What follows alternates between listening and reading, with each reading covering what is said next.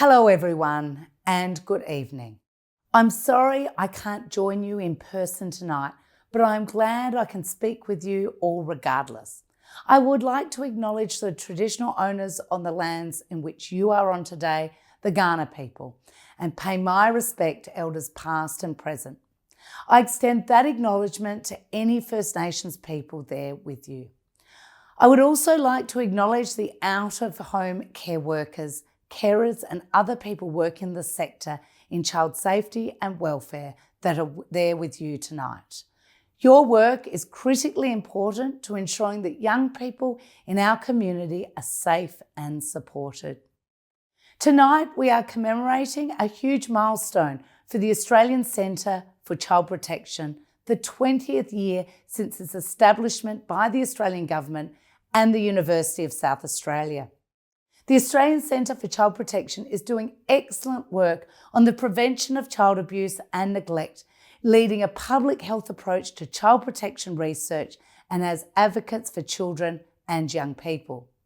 The Centre has played a significant role in much of our government's key reforms in the child protection sector, including helping us develop the National Framework for Protecting Australia's Children, and then Safe and Supported, through the National Coalition on Child Safety and Wellbeing. Safe and Supported is centred on the best interests of children. It centres their needs at the heart of our collective approach to child protection. I'd like to give my thanks to all of those on the ground for your invaluable contributions to this work. The Albanese Labor government is proud to work alongside yourselves, state and territory governments, First Nations representatives and the non-government sector through Safe and Supported and its supporting action plans. We are moving together towards our shared goal of making significant and sustained progress in reducing the rates of child abuse, neglect and their intergenerational impacts, and will continue to do so. A big part of this will be the establishment of the National Commissioner for Aboriginal and Torres Strait Islander children and young people.